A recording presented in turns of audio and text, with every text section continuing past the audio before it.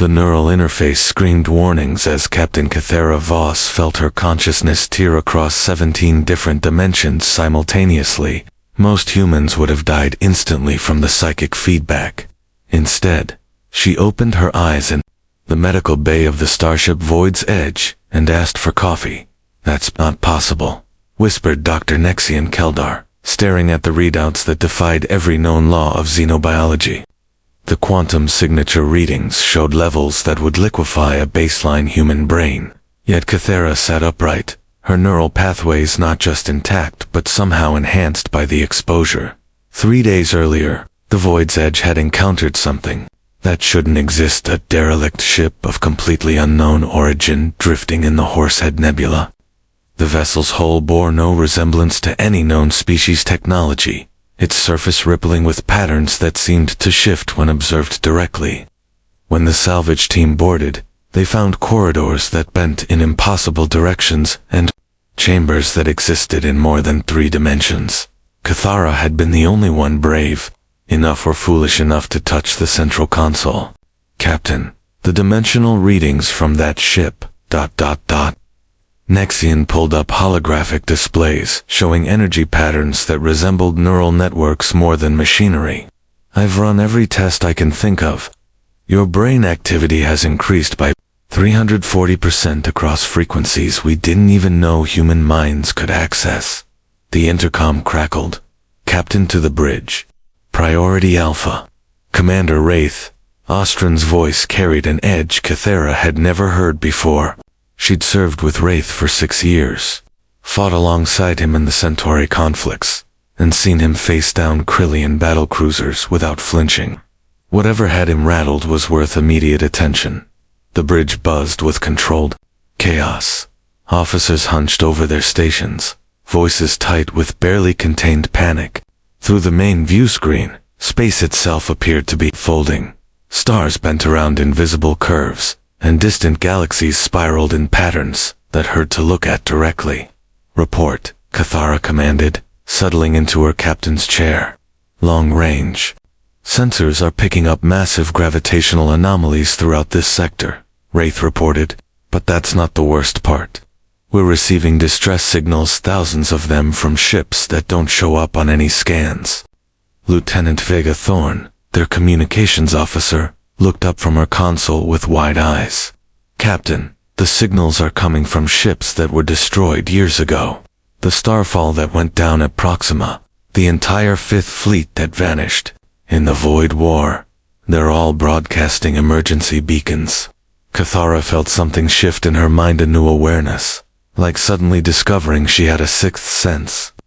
The patterns on the derelict ship's console flashed through her memory, and somehow she understood their meaning. The universe was breaking apart, reality itself unraveling at the quantum level. "Set course for the anomaly's epicenter," she ordered. "Captain, that's directly into the gravitational distortions. We'll be torn apart," Wraith protested. "No," Kythera said quietly, her enhanced mind processing possibilities at superhuman speed. "We won't. I know what that ship was now. It wasn't abandoned, it was waiting for someone who could interface with technology that operates outside normal space-time." She turned to face her crew, seeing their trust and fear in equal measure. "I was born on Earth, in a small town where the biggest excitement was the weekly market, but that ship showed me something else. Showed me what I really am." Her neural implants pulsed with alien harmonics. "I'm the bridge between what humanity is and what we need to become to survive what's coming." The gravitational anomalies weren't random, they were surgical.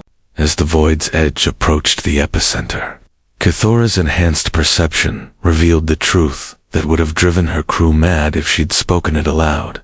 Reality wasn't collapsing. It was being deliberately dissected by something that existed between dimensions. "Captain, we're receiving a transmission," Vega announced, her voice trembling. It's on frequencies that shouldn't be possible. The signal is coming from inside our own ship."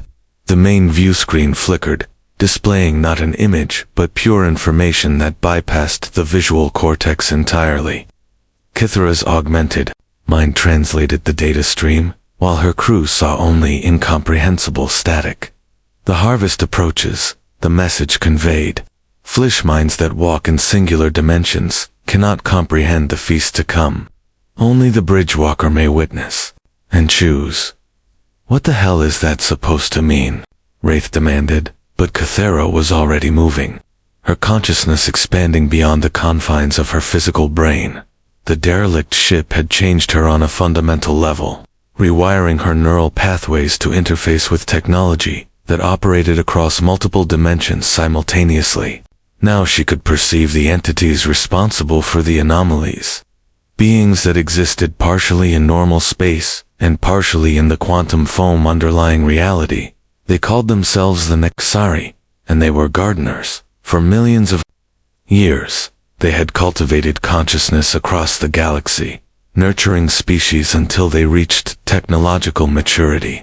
Then came the harvest. Entire civilizations converted into pure information, their collective knowledge absorbed into the Nexari's vast neural networks. The process wasn't malicious.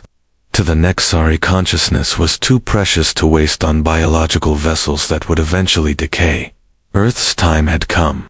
Captain, long-range sensors are detecting massive energy signatures moving toward Sol System, reported Ensign Corvin Shale from the sensor station.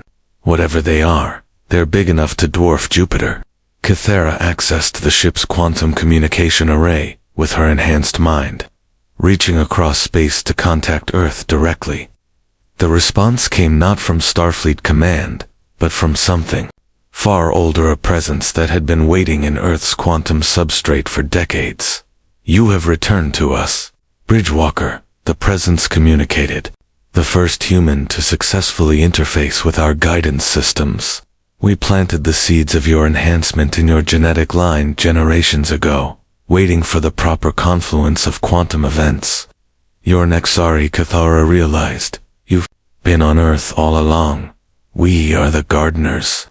Your species shows unusual potential, the first we have encountered capable of conscious evolution, rather than mere technological advancement. The derelict ship was a test. You have passed. Through her enhanced senses, Kythera perceived the full scope of the Nexari's plan. Humanity wasn't just another species to be harvested. They were to be transformed, elevated to exist across multiple dimensional layers simultaneously. But the process would require a willing bridge, someone who could maintain coherent consciousness while existing in multiple states of reality. The catch: if she refused, humanity would be harvested like all the others. If she accepted, she would have to shepherd her entire species through a transformation that would fundamentally alter what it meant to be human.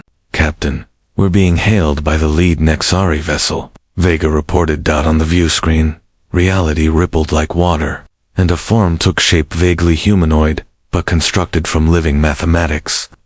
Its thoughts visible as cascading equations. Kythera Voss, you stand at the fulcrum of your species' future.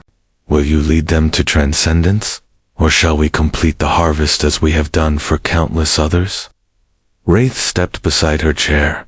Captain, whatever this is, we face it together. Kythera looked at her crew, humans who had followed her into impossible dangers, who trusted her judgment even when facing the incomprehensible. They represented the best of humanity: courage, loyalty, the willingness to explore the unknown despite the risks. I need to understand what transcendence means, she said. Show me. The Nexari entity gestured, and suddenly Kythera's consciousness expanded beyond all boundaries. She experienced existence as the Nexari did. Awareness spread across multiple dimensions, thoughts that moved faster than light, the ability to reshape matter at the quantum level. The knowledge of a million civilizations flowed through her mind. It was beautiful. It was terrifying. It was no longer human. I've seen what you offer, she said finally. Now I need to make a choice that will define humanity's future. The weight of 17 billion lives pressed against Kythera's consciousness as she stood between two impossible futures. Through her enhanced neural pathways, She could perceive the Nexari fleet massive constructs that existed simultaneously in normal space and 11 other dimensions, each one capable of converting entire star systems into pure information within hours. Time grows short. The Nexari entity communicated, "The harvest window will not remain open indefinitely. Your species must choose transcendence or absorption." "What you call transcendence," Cathara replied, her voice carrying across dimensional barriers, "would end humanity as we know it. We would become like you living mathematics. Pure consciousness, without the messy biological components that make us who we are. Flesh is temporary. Consciousness is eternal. We offer your species immortality." Dr. Nexian's voice crackled over the CUM system from the medical bay. "Captain, I'm reading massive quantum fluctuations in your neural patterns. Whatever's happening to you, it's accelerating." Cathara could feel it, to her enhanced brain processing information at exponentially increasing rates. The Nexari modifications weren't just allowing her to interface with their technology. They were gradually converting her into something like them. She was becoming the bridge between humanity and transcendence, whether she chose it or not. "Wraith," she said quietly, "I need you to prepare the crew for emergency quantum transmission back to Earth." "Captain, we can't abandon you here." "You're not abandoning me. You're giving me the freedom to make an impossible choice." She turned to face him, and Wraith stepped back involuntarily. Her eyes now held depths that seemed to extend beyond physical space. "If I choose wrong, humanity dies. If I choose right, humanity might cease to exist as we know it." Through the quantum communication array, Cathara reached out to Earth's planetary defense network, but instead of military commanders, she found herself speaking to kids who had been born after the first quantum experiments, whose developing brains showed unusual neural activity.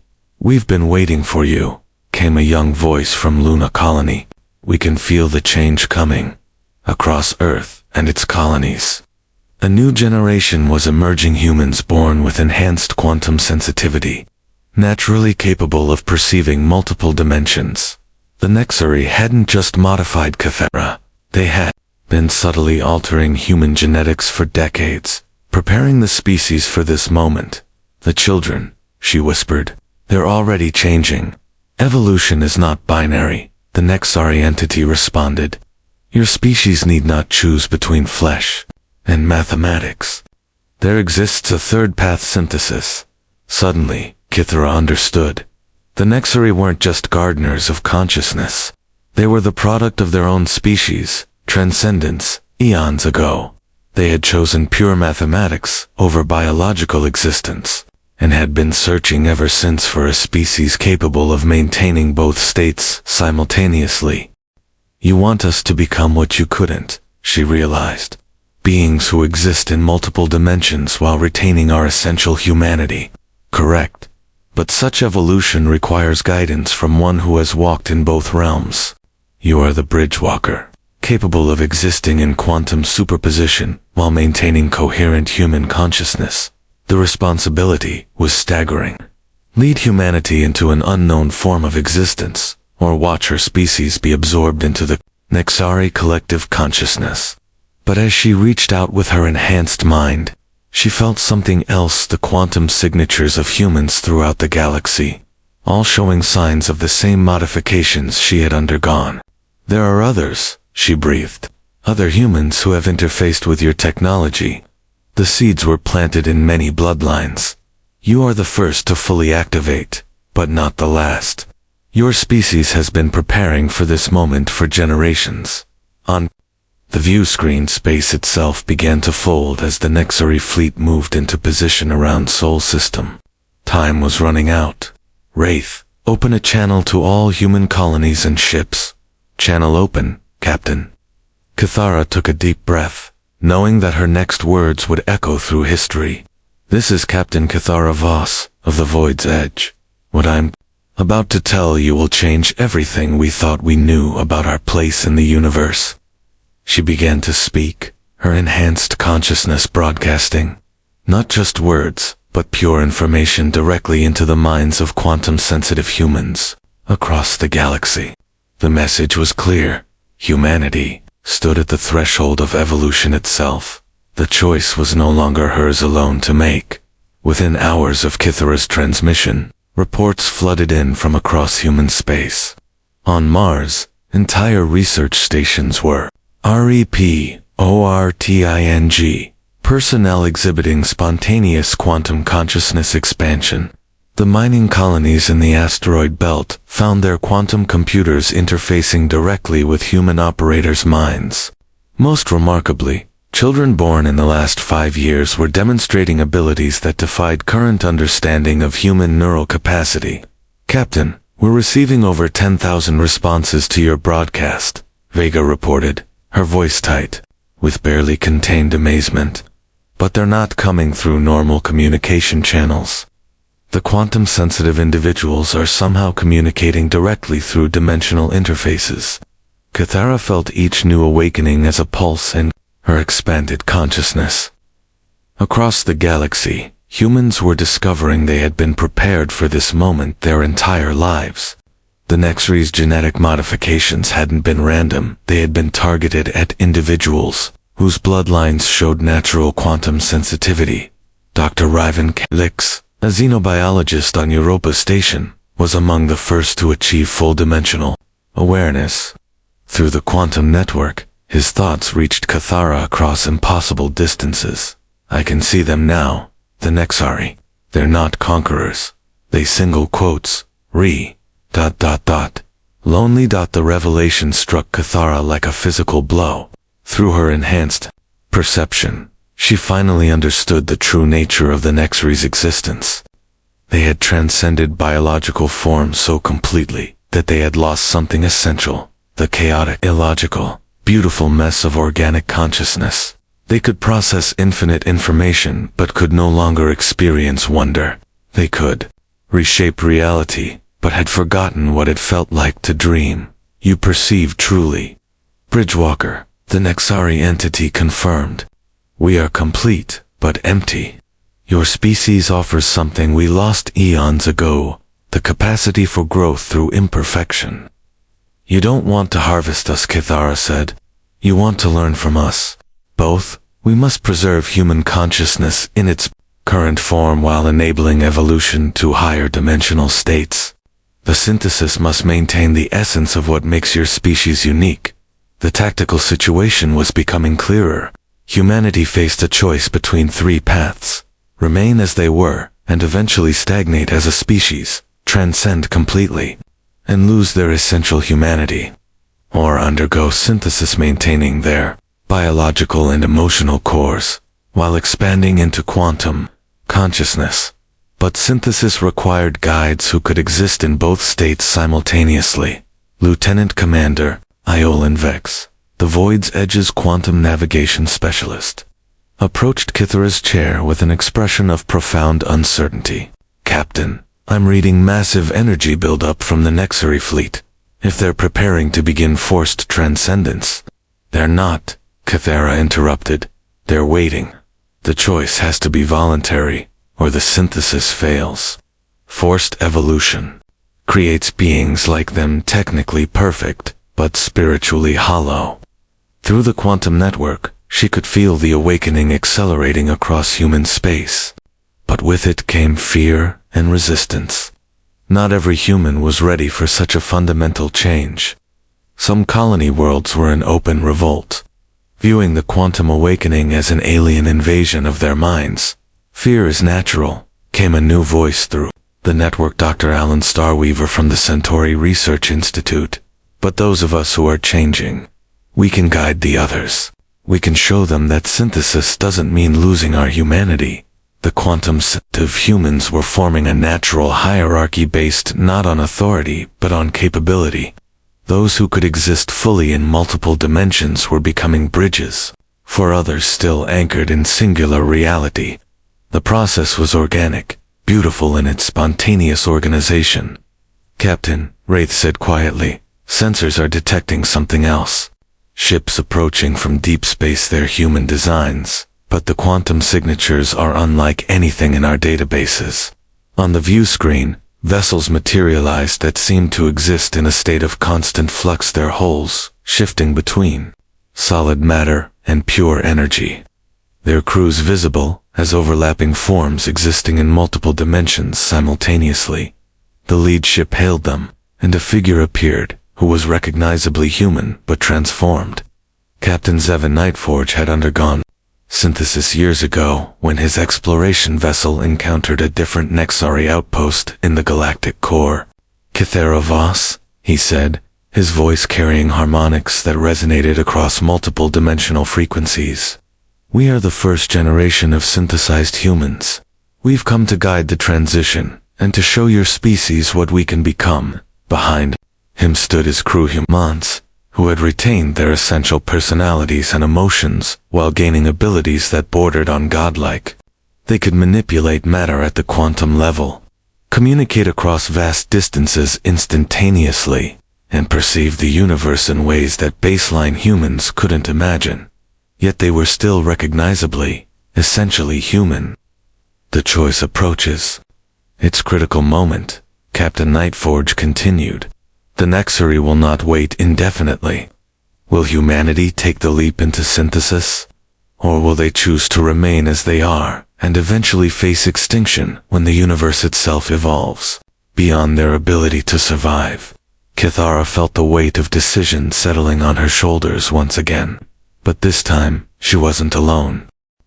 The quantum network buzzed with millions of human minds as the moment of decision approached. Kythera could feel each consciousness like a star in a vast constellation, some burning bright with eagerness for transformation, others flickering with uncertainty, and many more dim with fear of the unknown. The synthesis window is narrowing. The Nexari entity communicated. Cosmic conditions align for this process only once every 73,000 years. If your species delays, the opportunity will not come again in your biological lifetimes. "Give us more time," Kythera requested. "Not everyone is ready.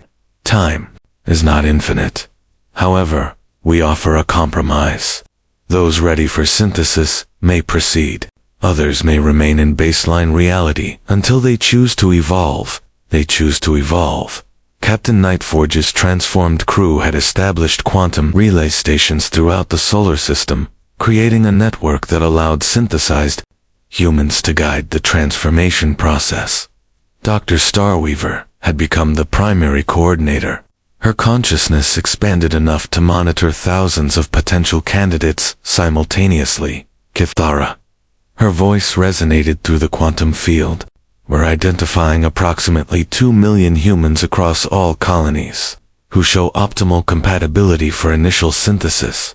They're volunteers, people who have felt the quantum calling since childhood. The process itself was unlike anything in human experience. Volunteers would need to undergo conscious dissolution of their singular dimensional existence while maintaining coherent identity across multiple states of reality. Those who succeeded would become bridges for others. Those who failed would simply cease to exist." "No pressure," Wraith muttered from his station. "Actually, there's something else," Kythera said, her enhanced perception picking up massive quantum fluctuations throughout the galaxy. "The Nexari aren't the only ones watching. There are other species that have been monitoring humanity's development through dimensional rifts that opened like flowers of light. Representatives from 12 different civilizations materialized on the bridge of the void's edge. Each had faced the same choice at some point in their evolution. Some had chosen transcendence and become beings of pure thought. Others had rejected change and remained in singular reality until cosmic evolution left them behind. A few, like the silver-skinned Valtheri, had achieved synthesis, but paid prices that were only now becoming clear. Ambassador Quinthara, of the Valtheri, stepped forward, her form shifting between solid matter and cascading energy patterns. "Captain Voss, we must warn you. Synthesis grants great power, but it also attracts attention from entities that exist in the deep quantum layers, things that hunt evolved consciousness, What kind of things? Kethera asked. Predators that feed on synthesized beings. We call them the void heart creatures that exist in the spaces between dimensions, waiting for species to evolve enough to become visible to them. 3 civilizations that achieved synthesis have been completely consumed. The Nexary entity's mathematical form rippled with what might have been concern. The void heart are known to us. This is why we seek synthesis partners, rather than creating them through forced evolution. Unity provides protection that solitary transcendence cannot. Suddenly the scope of the choice became clear. Humanity wasn't just deciding on evolution. They were choosing to enter a cosmic ecosystem where synthesized consciousness was both power and target. They would need allies, and the Nexary collective had been searching for a species capable of true partnership rather than absorption. How long do we have before these void heart notice us? Kethera asked. Ambassador Quinthara's expression grew grave. The process of mass synthesis creates quantum resonances visible across galactic distances. If you proceed, they will know within days. You will need to be ready for war, unlike anything your species has ever imagined. Through the quantum network, Kethera felt the volunteers' determination solidify. 2 million humans ready to sacrifice their singular existence for the chance to preserve and elevate their species. Military personnel from across human space were volunteering in massive numbers. They understood that evolution and warfare were about to become inseparable. We stand at the threshold, Dr. Starweaver communicated. Synthesis chambers are prepared on 17 worlds. Volunteers are ready. The Nexary have provided the quantum matrices necessary for guided transformation, Captain Vega announced. We're receiving final confirmations from all colony worlds. The vote is complete. The results appeared on the main view screen. 68% of humanity supported voluntary synthesis for those ready to undergo the process. It wasn't unanimous, but it was decisive. Kethera took a deep breath and opened her consciousness to the quantum network, her voice reaching every human mind across the galaxy. Today, we take the next step in human evolution, not as subjects being harvested, but as partners choosing our own destiny. To those undergoing synthesis, you carry the future of our species. To those remaining in baseline reality, you preserve the essence of what makes us human. Together, we will face whatever comes next. The first synthesis chambers activated simultaneously across 17 worlds. Reality itself held its breath as 2 million human consciousness began their transformation from singular to multidimensional existence. The age of baseline humanity was ending. The age of synthesized humanity was about to begin. The transformation was simultaneously beautiful and terrifying. Through the quantum network, Kethera experienced each synthesis as if it were her own consciousness expanding beyond physical boundaries, while somehow retaining the essential spark that made each person uniquely human. Of the 2 million volunteers, 1.9 million successfully achieved synthesis. The others simply weren't there anymore. Their consciousness scattered across dimensions they couldn't navigate. But those who succeeded became something extraordinary. Captain Nightforge materialized on the bridge of the Void's edge, his synthesized form now stabilized into a being that existed simultaneously across 7 dimensions. Kethera, we need to move quickly. The quantum resonance of mass synthesis has been detected. Long-range sensors show void heart entities converging on this galactic sector. Through her expanded awareness, Kethera could perceive them writhing shadows that existed in the spaces between realities, drawn by the light of evolved consciousness like moths to flame. They moved through dimensions that had no names, consuming synthesized beings by unraveling their quantum coherence. The first wave approaches, the Nexary entity announced. 17 void heart entities, classification Omega Prime. They have consumed the consciousness of 4 transcended species in the past millennium. The synthesized humans had minutes to prepare for their first battle as evolved beings. What followed defied every human understanding of warfare. The Void Heart attacked, not with weapons, but with pure entropy. They tried to increase the chaos in synthesized consciousness, until coherent thought became impossible. The synthesized humans responded by creating ordered patterns of such complexity that the Void Heart entities couldn't process them, stunning the predators long enough for coordinated strikes. Dr. Starweaver, now existing as a being of pure thought, with perfect memory of her human origins, coordinated the defense. They're trying to isolate individual consciousness. Stay linked through the quantum network. Unity is our strength. The battle raged across multiple dimensions simultaneously.